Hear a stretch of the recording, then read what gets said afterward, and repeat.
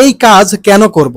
যে কাজ করলে মানুষের মুখের খারাপ ভাষা শুনতে হয়, গালিগালাজ শুনতে হয়, জুতার বাড়ি খেতে হয়, ডিম চূড়া খেতে হয়, সেই কাজ কিংবা সেই চাকরি কেন করব? আজকে নির্বাচন কমিশনার অর্থাৎ প্রধান নির্বাচন কমিশনার কাজী হাবিবুল আওয়াল পদত্যাগ করেছেন, তার স্টাফ সহ। দুপুর 12টার সময় সংবাদ সম্মেলন করেই তারা পদত্যাগ করেন।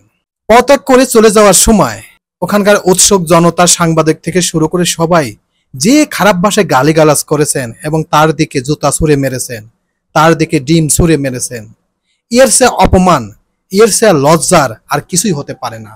যদি ওর মধ্যে একটুখানি বিবেক থাকে তাহলে জীবনে আর কোনো মানুষের চামচাগিরি করতে পারবে না।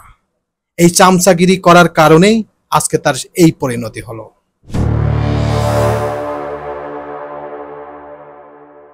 আসসালামু আলাইকুম। গতকালকেই আমরা বুঝতে পেরেছিলাম যে প্রধান নির্বাচন কমিশনার পদত্যাগ করবেন।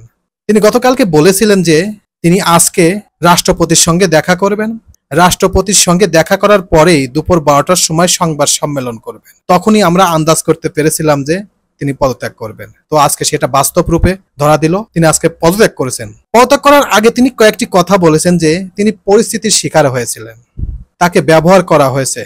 তিনি যদি ওইটা না করতেন তাহলে তার জীবন মৃত্যুর সন্ধিক্ষণে চলে যেতে হতো। সবই ঠিক আছে। আপনি যখন দেখছেন যে অন্যায় করা হচ্ছে তখন আপনার চাকরি করার কি দরকার ছিল?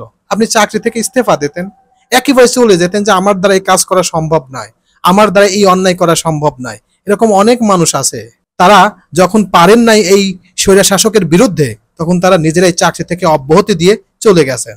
আপনি তো আওয়ামী লীগ করেন অনেক আগে থেকেই, এটা তো বাংলাদেশের 16 কোটি মানুষই জানে। আপনি যতই এখন মায়া কান্না করেন না, যেটাই করেন না কেন, আমরা তো জানি আপনি কি কি অন্যায় করেছেন।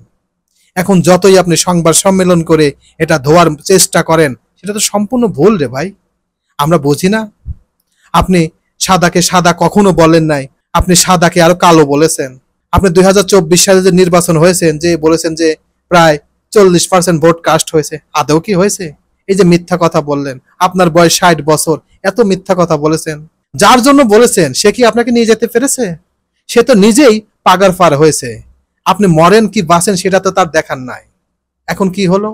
ডিম ছোড়া খেতে হলো, জুতার বাড়ি খেতে হলো, আর পৃথিবীর যত খারাপ ভাষা আছে সব শুনতে হলো। তাহলে সেই চাকরি কেন করছে? একটা মানুষ বাঁচে কয়দিন? আপনি যে মারা যাবেন তারপরও আপনার নাম যখন এই পৃথিবীতে কেউ বলবে তখনই আপনাকে খারাপ ভাষায় গালিগালাজ করবে যে শালা দালাল ছিল, এই দালাল মরেছে ভালোই হয়েছে। তো ভাই, যারা এই কাজে যাবেন কিংবা আসবেন কিংবা যে চেয়ারে আছেন, ক্ষমতার অপব্যবহার করেন না। ক্ষমতা খুব খারাপ জিনিস। আজকে আপনার কাছে ক্ষমতা আছে, কালকে আপনার কাছে ক্ষমতা নাও থাকতে পারে। আর যখন থাকবে না তখন পিপিলিকাও আপনাকে লাথি মারবে। এটা বাস্তবতা, যেটা আজকে হলো কাজী হাবিবুল আওয়ালের পক্ষে।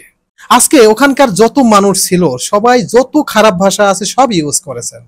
এমনকি BMW গাড়ি নিয়ে আসার পর সেই গাড়ি রেখে নর্মাল গাড়িতে চলে যাওয়া লাগেছে।